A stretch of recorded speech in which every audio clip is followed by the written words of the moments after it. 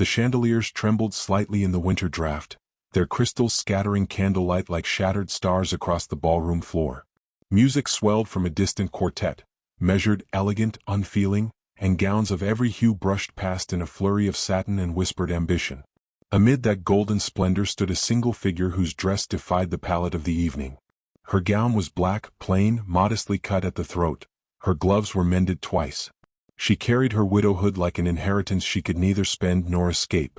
Mrs. Elizabeth Wainwright, 27, pale and too beautiful for her misfortune, stood at the edge of the marble hall, her gaze fixed upon the reflections of dancers in the mirrored walls, as though searching for one face she knew would never return. No one spoke to her for long. A few gentlemen bowed with politeness strained by pity. A few ladies, painted in perfume and cruelty, smiled the way one smiles at a sermon, gracefully, with disinterest.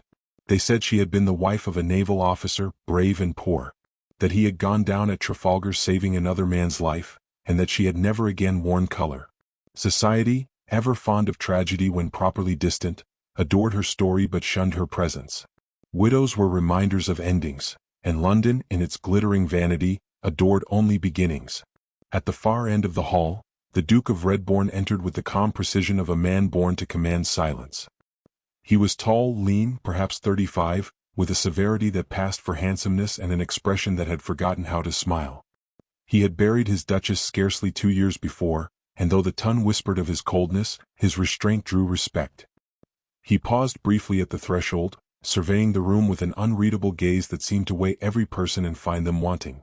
When his eyes found Elizabeth, something imperceptible changed.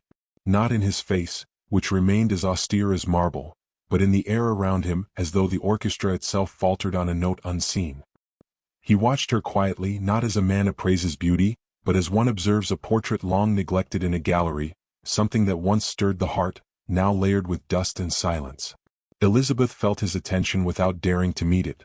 The Duke's notice, even fleeting, was a kind of scandal in itself. She turned slightly toward the window, pretending to admire the snowfall gathering on the hedgerows beyond. Behind her, 2 matrons whispered, audibly enough to be cruel. Poor thing. Still in mourning though it's been 3 years. Clings to the widow's weeds as if virtue alone might feed her. I heard she writes letters to her husband's grave. Such a habit cannot be healthy. Their laughter was soft but sharp. Elizabeth's hands tightened around her fan until the mother-of-pearl cracked beneath her glove. A servant passing nearby paused, uncertain whether to offer assistance. She shook her head faintly, her voice calm but her eyes bright with unshed tears. It is quite all right. The music changed. Couples turned in elegant symmetry. One of the matrons, Lady Penrose, extended a hand toward Elizabeth in mock civility.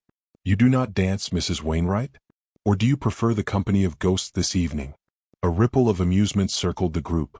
Elizabeth bowed her head slightly, willing the moment to end.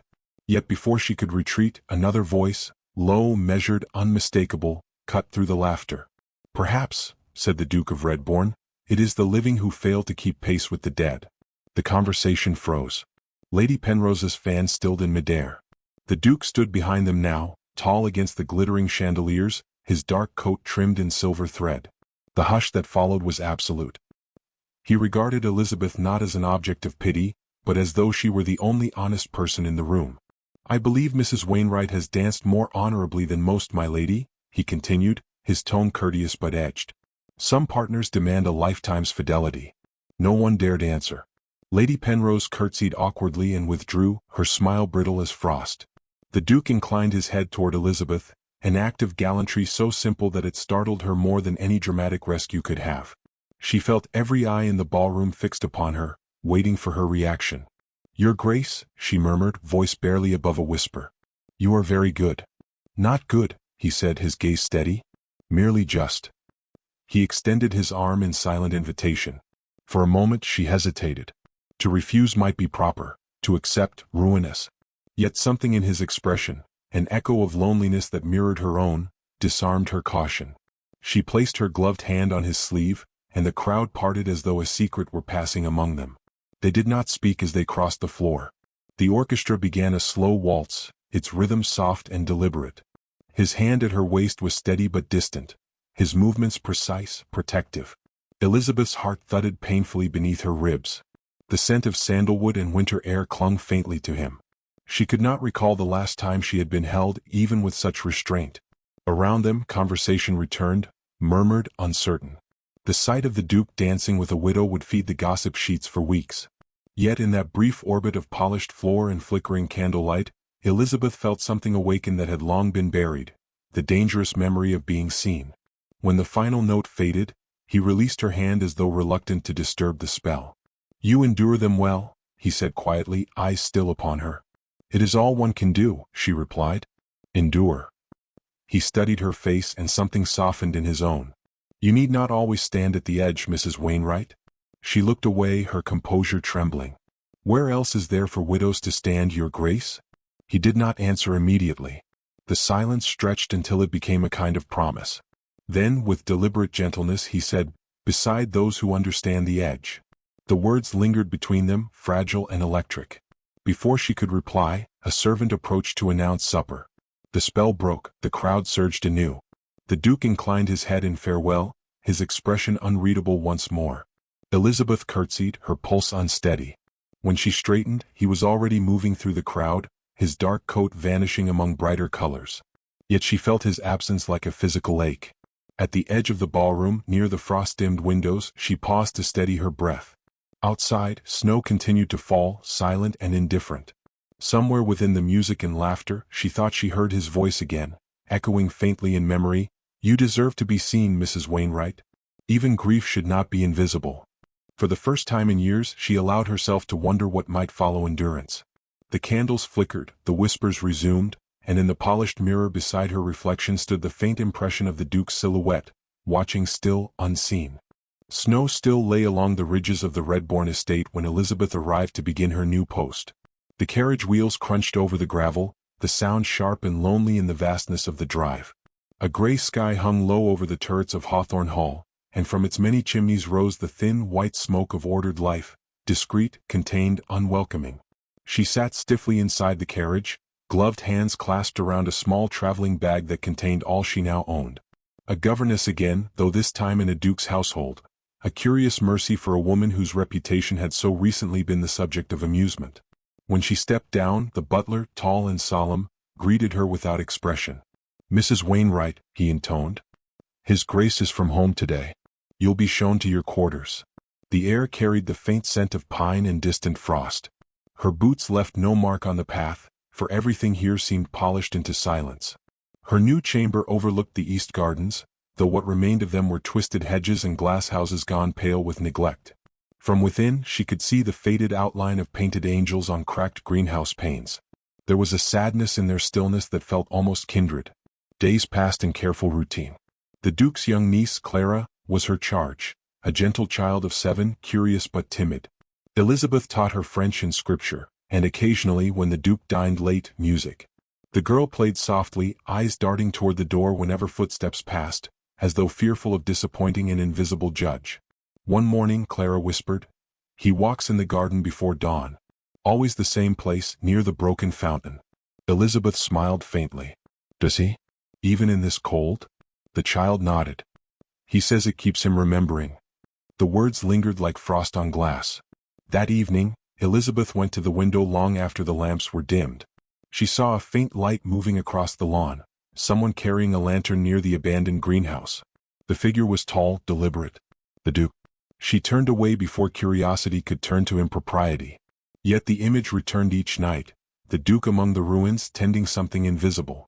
It was a week later that she found the door to the greenhouse ajar. No one else was near. The hinges groaned as she entered.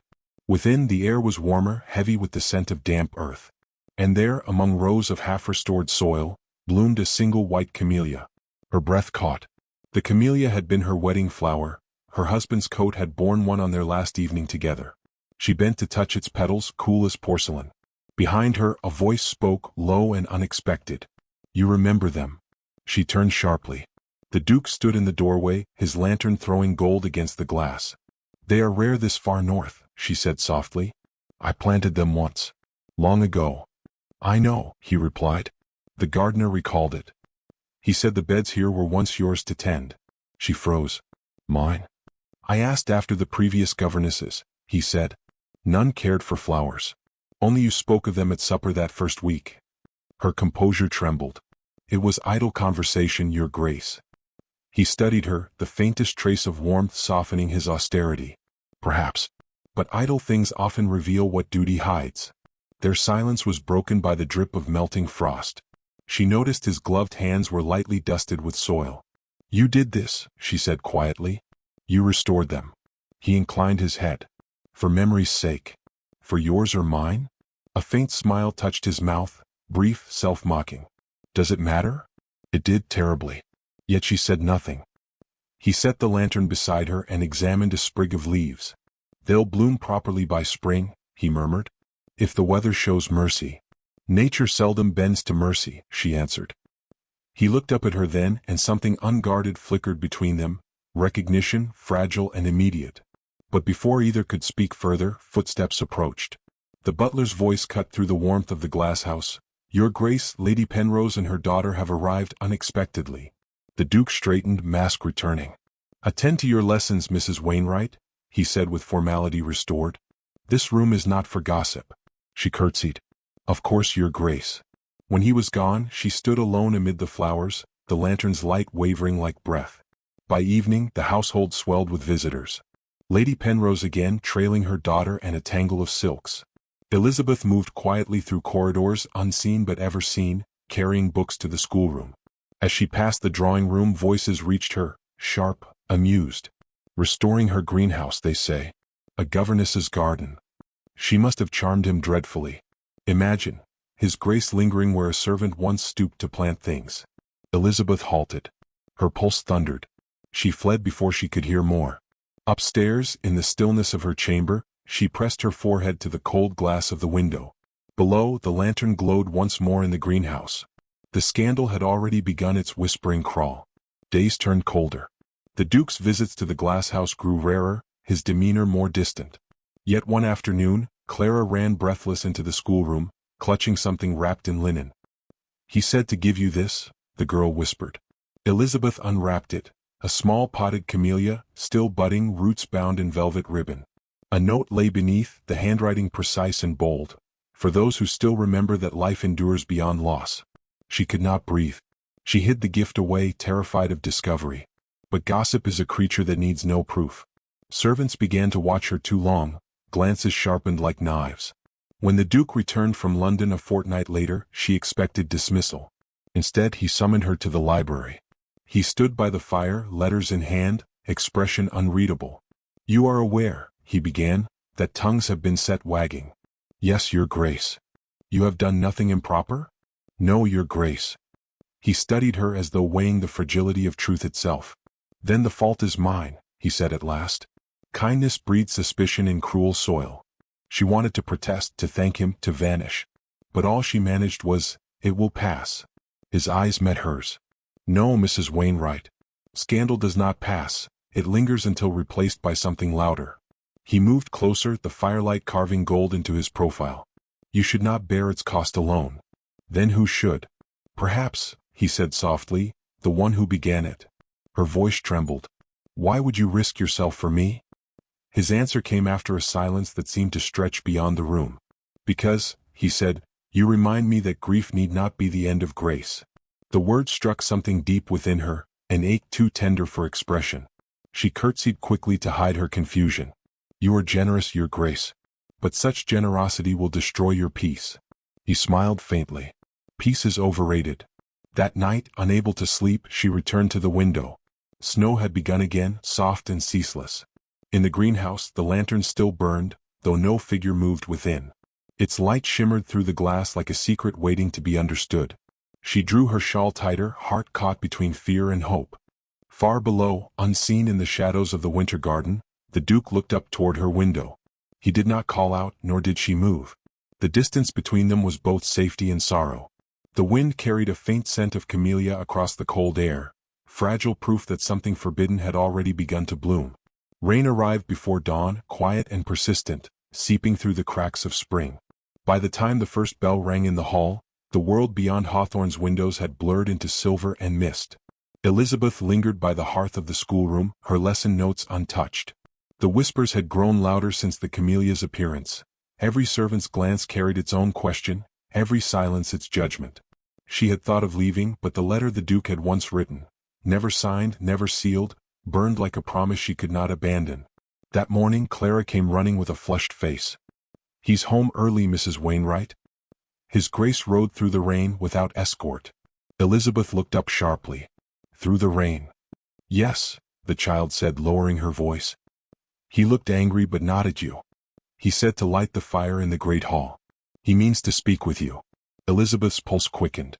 She smoothed her gown and ascended the staircase, her reflection flickering across the dark wood panels. The corridor to the great hall was lined with portraits, faces of Redbournes past, cold and observing. When she entered, the Duke stood before the fire, coat damp, gloves cast aside. The rain had darkened his hair and traced lines down his jaw. "You wish to see me, Your Grace?" she asked softly. He turned, and for once his expression was unguarded. "I returned early from London because your name was spoken in a place it should never have been." She felt her stomach tighten. "I did nothing to invite it." "I know." He crossed to her, each word precise, deliberate. "Lady Penrose spoke at supper last night, of flowers and widows and the charity of lonely men.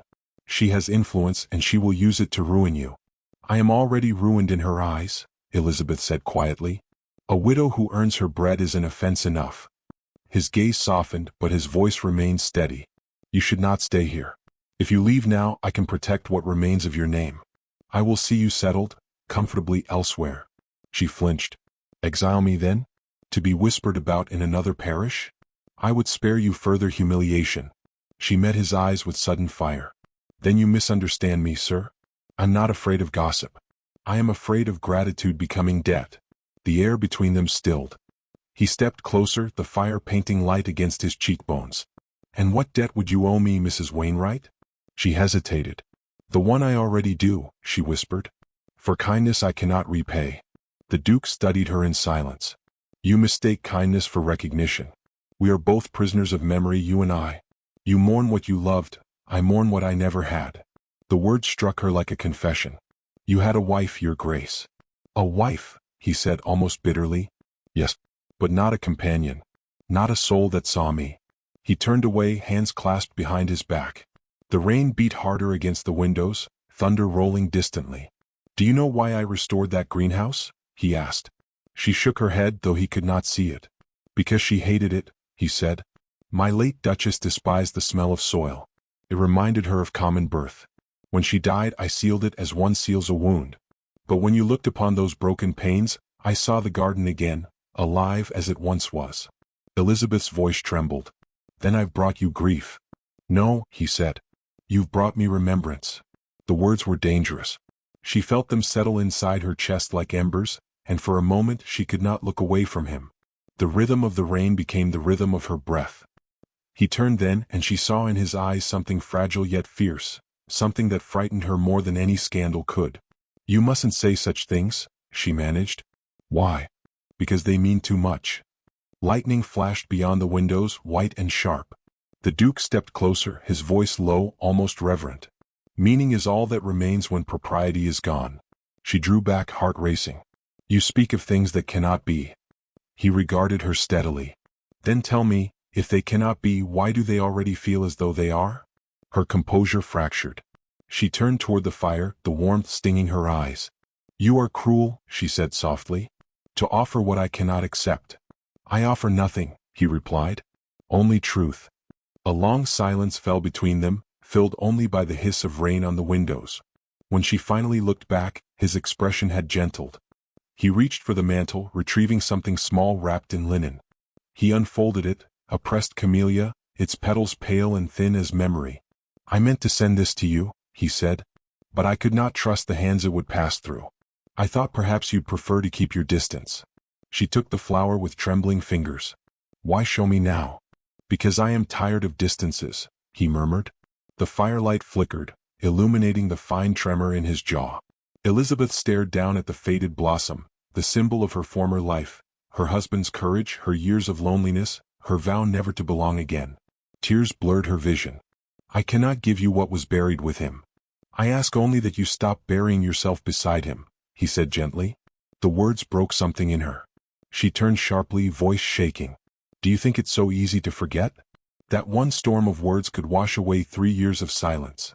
No, he said, but perhaps one storm can remind us that we're still alive. Thunder answered him as though summoned. Outside, wind tore at the branches. The hall shuddered faintly. For a moment they stood in defiant stillness, two figures framed by firelight and storm. Elizabeth's voice was almost a whisper. If I stay, it will destroy us both. If you go, he said, it will destroy everything left worth saving. She faltered, breath catching, the truth in his tone leaving her unarmed. He stepped nearer until the hem of her gown brushed his boots. The air seemed to hum. His hand lifted, hesitated, then fell, not to claim but to comfort. He touched the worn ring still on her finger, his thumb tracing the cold metal. Then keep it, he said softly, if it guards you. But remember, love is not treachery to the dead. Her eyes filled. The firelight reflected there like distant stars. You cannot mean this, she whispered. I mean every word I dare not say aloud. Before she could answer, the door burst open. A servant stood, breathless, dripping from the rain. Your Grace, Lady Penrose is here again. She insists upon an audience. The Duke's face hardened. At this hour? She claims it concerns Mrs. Wainwright. Elizabeth's heart froze. He looked at her once, something fierce and protective flickering in his eyes, and then he was gone, his footsteps echoing down the marble corridor. She stood alone, the storm raging, the pressed camellia still trembling in her hand. Through the rain-streaked glass, lightning illuminated the greenhouse beyond, shining like a promise half-kept. She knew that when morning came, her name would no longer be safe within these walls, but neither, she realized with a shiver, was her heart. The morning after Lady Penrose's intrusion broke with a sky the color of pewter and the scent of rain still lingering like an unfinished sentence. The servants moved in strained silence. A heaviness clung to every polished banister and whispered corridor of Hawthorne Hall. Elizabeth knew, before anyone spoke, that her name had already left those walls and entered the city's gossip circles. She felt it in the way doors paused before opening, in the way eyes averted too quickly. She had become a story again, and stories, once spoken in drawing rooms, rarely died. When she descended to the breakfast room, Clara ran to her, pale and tearful. Aunt says you mustn't come to lessons today, she whispered. She says you have made Uncle unhappy. Elizabeth knelt, forcing calm into her voice. I could never be angry with you, my dear. Go on now. But when the child's small footsteps faded, her composure cracked. She turned toward the window, watching the carriage wheels crush puddles in the drive, Lady Penrose departing, triumphant in scandal. By noon a note arrived, sealed in the Duke's hand. Her fingers trembled as she unfolded it. Mrs. Wainwright, meet me in the gallery after vespers. I would have clarity between us before the day ends. The script was elegant, but the space between lines felt heavy with exhaustion, even pain. She spent the hours that followed in tormenting reflection. Her every kindness replayed now as folly, the conversations by firelight, the camellias, the letter hidden in her drawer. She thought of leaving, packing quietly in the night, but pride, that last refuge of the wounded, held her still. When evening came, the hallways glowed with the amber hush of candlelight. She walked slowly to the gallery, her heart unsteady with dread and longing. The great room stretched before her, portraits and marble busts, the scent of wax and rain-damp stone. The Duke stood at the far end, gazing at the likeness of his late wife. The painting caught the last of the sun, making the painted jewels on the Duchess's throat glimmer faintly, as though mocking the living. He did not turn when Elizabeth entered. Do you know what they call you now? He asked, voice low but clear. I can guess, she answered softly. They call you the governess Duchess. His tone broke somewhere between fury and disbelief. As if your virtue were ambition, your decency deceit. She stood still, fingers twisting in her skirts. And you, what do they call you? He exhaled, long and quiet. A fool. She hesitated. Are they wrong? At last he turned. His face looked older than it had yesterday, lines deepened, restraint fraying. I do not know, he said. Every rule I have lived by has collapsed around you. I have governed lands, estates, even men at war, but I cannot govern this. Then you should not try, she whispered. He stepped closer, his voice dropping. Tell me, what should I do? Watch you endure shame I could silence with one word. That word, she said trembling, would destroy you. He laughed bitterly. You think reputation a thing I still possess? Without it, you have nothing. He shook his head. Without you, I have nothing. The confession silenced her. Rain began again, tapping faintly against the high glass windows like fingertips pleading entry. She could smell the damp earth rising from the courtyard, the sweetness of lilies from the chapel beyond. It was too intimate a scent for such distance. She turned away, but he followed. "You cannot deny what stands between us," he said. "Not anymore." "I can," she replied, voice quivering. "And I must, because the world is not built for what you offer me. You are bound by rank, by duty, by eyes that see everything but truth. And you?" "I am bound by loss," she whispered. "I buried my heart once, your grace. I cannot dig it up again merely because you found the grave." He stood very still. "Then I will kneel beside it." She looked at him sharply, breath caught. "Do not speak like that. I will speak only what is real." Their eyes met, and for a long moment the air between them seemed alive, filled with something raw, electric, and forbidden.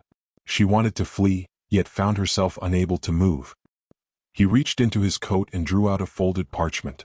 "Tomorrow," he said quietly, "I will announce our engagement." The words fell like thunder. Elizabeth recoiled. "You cannot. You would make me the ruin they imagine." "I would make you my wife." Her voice broke. "And what would your peers call such a union? Charity? Madness? Love?" he said simply. "Let them call it what they wish. It will not change its nature." She pressed a hand to her heart. "You speak of love as though it were stronger than law." "It is." Her tears came unbidden. "Then you are a dreamer, and dreams end in daylight." He moved closer still. "Then let us live before morning comes." She stared at him, torn between reverence and fear. "You will regret it." "Then I will regret something worth remembering." The silence that followed was unbearable. She could hear the slow crackle of candle wicks, the ticking of a distant clock. The Duke's hand trembled slightly as he reached for hers. His touch was neither command nor plea, it was the steady pulse of a man who had finally chosen defiance. Elizabeth's voice was barely audible. "You do not understand. My name cannot stand beside yours. Society will never." He cut her off gently. "Society," he said, "has taken everything from both of us. Let this at least be ours." The breath she released trembled through the room. "If I agree, it will not be out of hope, but surrender." He inclined his head. "Then surrender if you must. But not to despair." Something within her gave way, a soft, aching surrender to the warmth in his voice. For the first time she allowed herself to imagine it. A life not bound by mourning, a home not haunted by absence. Yet fear clung to her like shadow. "You will stand alone against them all," she murmured. He smiled faintly. "I have stood alone all my life." At that, her composure broke entirely. She stepped forward, hand rising to his cheek before she realized the audacity of it. He closed his eyes briefly, as though her touch were the first kindness he had known in years. "Elizabeth," he whispered, her name not her title. "Let me give you back the world." She withdrew her hand, voice barely steady. "And what world would that be, your grace? One built upon defiance cannot last." "Then let it last a day," he said. "A day lived in truth is worth more than a lifetime of fear." The words hung between them, burning. Then a sound interrupted, hooves on gravel, urgent and heavy. The Duke turned toward the window, frowning. Lanterns flickered outside. A courier dismounted, shouting through the rain. A servant burst in, breathless. "Your Grace, news from London." The announcement, "It's already printed. The Morning Register carries it, your intention to marry Mrs. Wainwright." Elizabeth's blood turned to ice. "Printed?" The Duke froze, realization dawning. "It seems," the servant stammered, "Lady Penrose's household leaked the rumor. They claim your engagement is already agreed." For a moment no one breathed.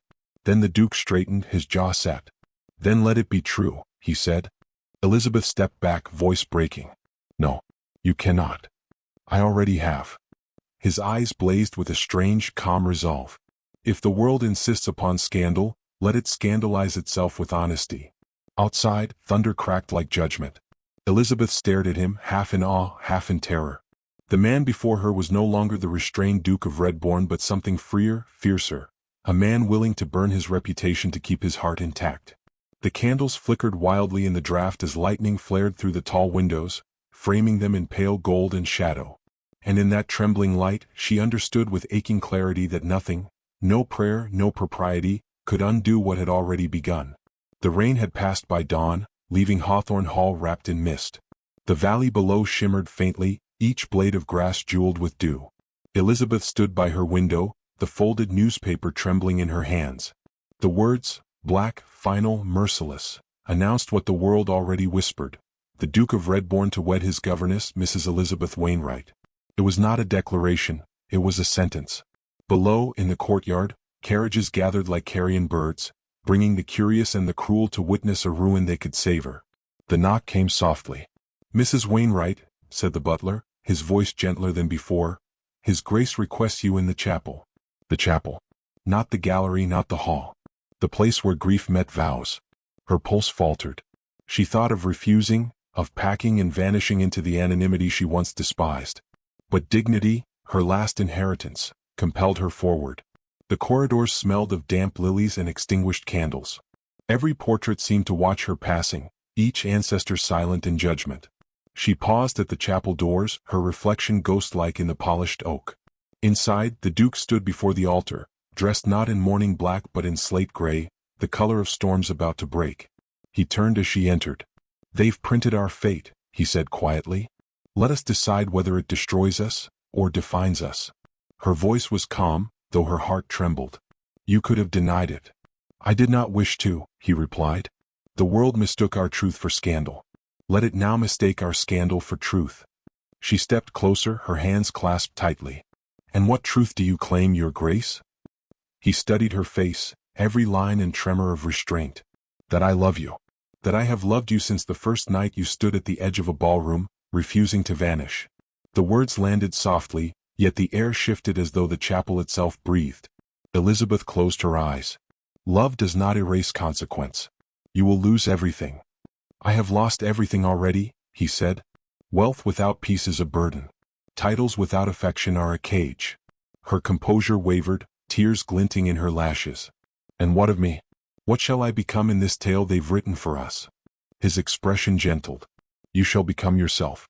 At last." For a moment, silence claimed them both. Beyond the stained glass, sunlight broke through the mist, scattering colored light across the pews. Dust motes drifted like benedictions. Elizabeth's voice was barely a whisper. "You are a fool, and I fear I am cruel, for I cannot give you the peace you seek." He approached, slow and deliberate. "Peace is not what I ask. Only honesty."